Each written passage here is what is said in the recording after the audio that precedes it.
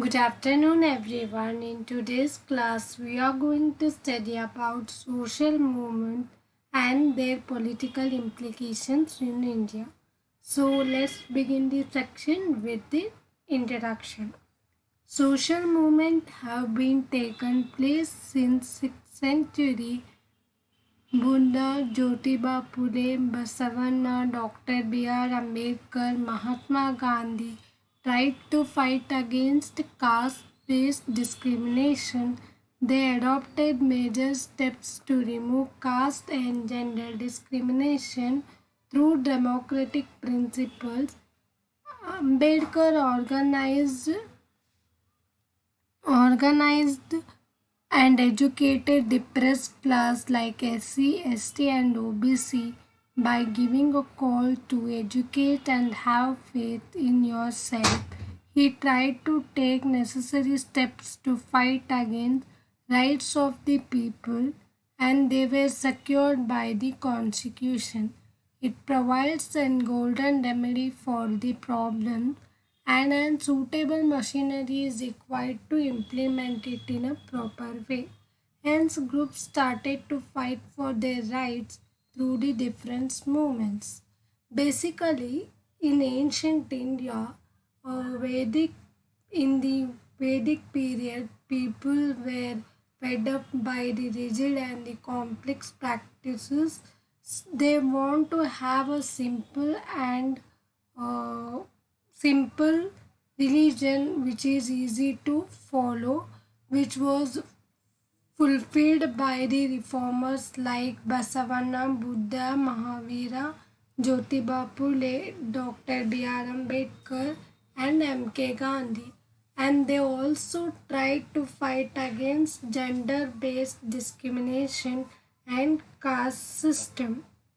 So now let's have a look at what is the Dalit movement and who were basically called as Dalits. Dalits are those who are economically, socially, educationally, culturally exploited. It includes untouchables. Indian society was divided in four fourths. First one Brahmina, Kshatriya, Vaishya, Shudra. The occupation of Brahmina was he enjoyed the higher status in the society, and he used to teach Vedas to the other people. Next, Kshatriya, the occupation of Kshatriya is to protect the nation from the invaders. Third one, Vaishya, the occupation of Vaishya is to take up economic activities. Fourth one is Shudra. The occupation of Shudra is considered as a lower caste, and duty of Shudra is to obey the orders of above three class. Now let's see then what are the basic causes for the Dalit movement. In that first one, social injustice. As per the law of nature, all men are born equally, but in practice, equal treatment and equal opportunities were denied. Exploitation in the society was widespread. To get their legal rights, people started the movement under the leadership of reformers against the injustice. Social injustice means basically, as per law of nature, by birth all are equal. Everyone should get equal opportunity, but when it comes to practice, it was denied and people were exploited. So they started the movement against the social injustice under the leadership of social reformers. Second one, economic inequality. Dalits works in the lands of the upper caste, and they were responsible for the wealth of the feudalist. In spite of it, They were treated inhumanly and they were not given the proper share. Basically, Dalits used to work in the agricultural lands of the upper caste and they were responsible for the wealth of the upper class. But in spite of all this, they were treated inhumanly and they were not given equal share. Next, third point, discrimination. Dr. B.R. Ambedkar was himself was an victim of such discrimination when Dalits were not allowed to enter the temple. In spite of all the opposition, he entered Kalaram temple of Nasik against all the opposition with his fellow being, and he publicly used the water. With this, he started democratic struggle against discrimination to attain social equality. This became a stepping stone for Dalit movement.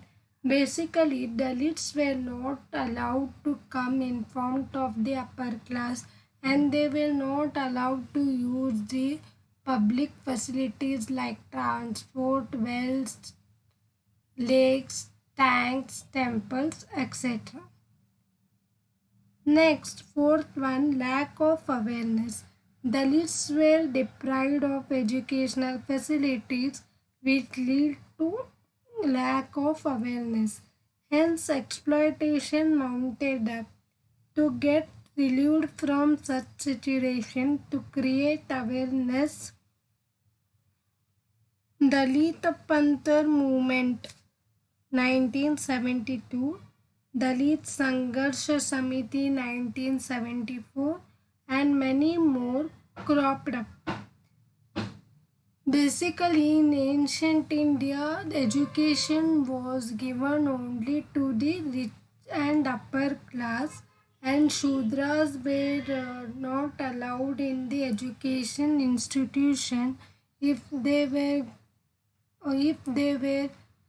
entered education institution, they used to punish them uh, inhumanly. So, due to this, there were lack of awareness among the Dalits, which mounted up to exploitation. But after awareness is created among the people by movements like Dalit Pantara movement in 1972, Dalit Sangharsha Samiti 1974, and many more were cropped up.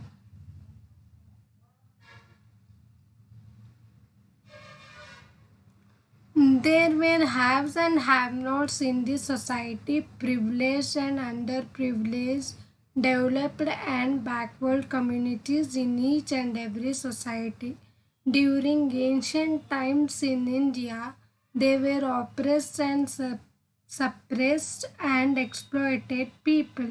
Based on Varna system, the society was divided into different categories named as Brahmana,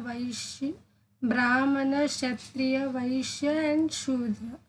When the Manusmriti was implemented in 185 BCE by Purshamitra Suranga, the first three categories were enjoyed the benefits of educational, occupational, and financial facilities, but Shudras were denied all these facilities.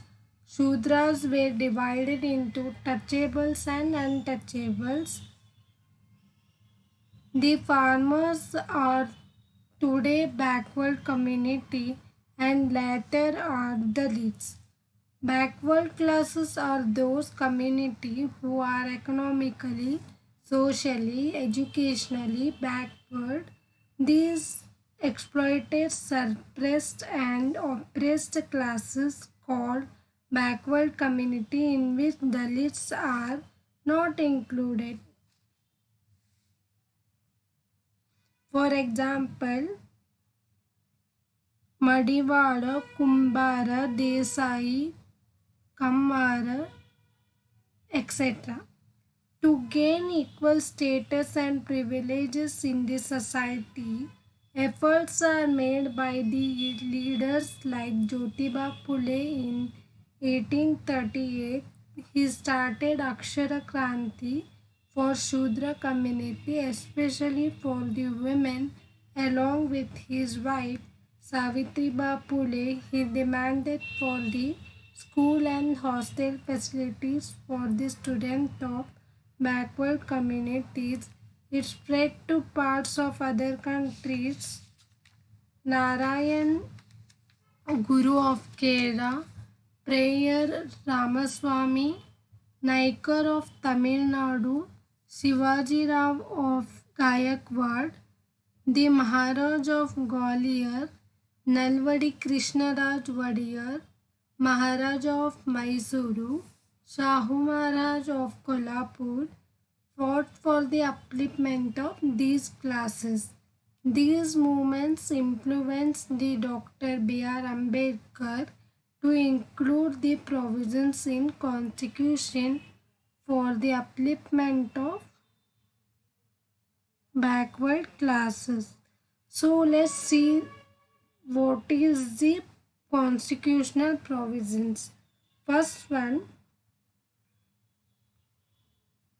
Article 14, all are equal before law.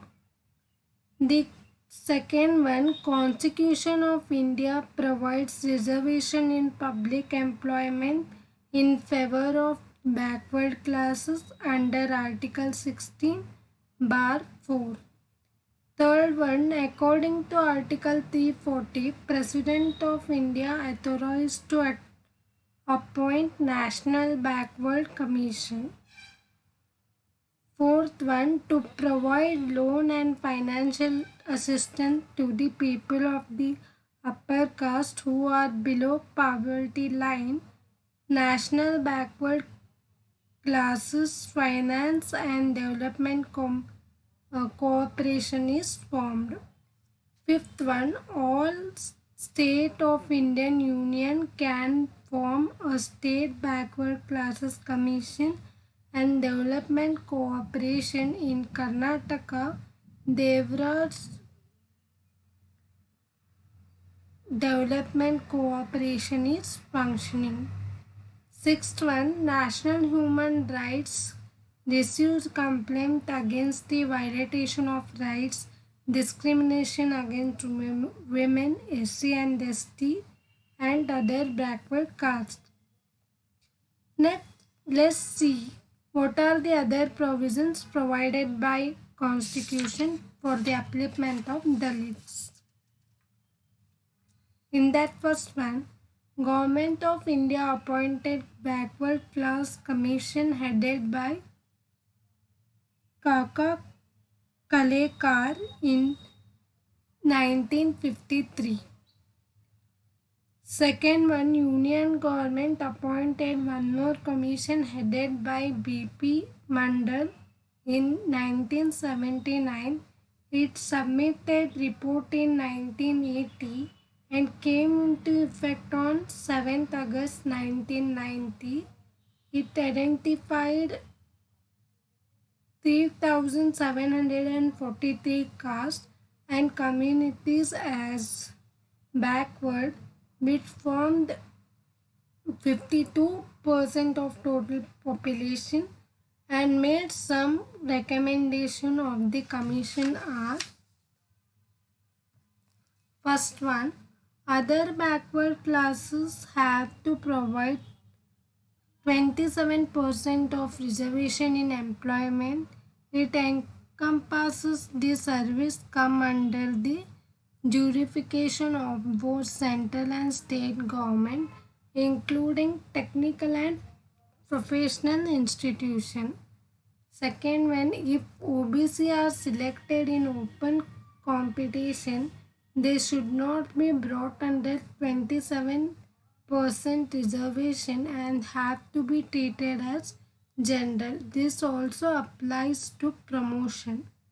Third one, in case of backlog, it should be preserved for 3 years. Fourth one, the maximum age limit should be enhanced for appointment like SC, SC and ST. Last point of today's class is Dr. Nagangowda Committee 1960, Venkataswamy Commission 1983 have done a commendable job in this direction. So we'll stop here today. If you have any doubts, questions, please do comment below. And we'll see you in next section. Please do subscribe to my channel. Bye. Take care.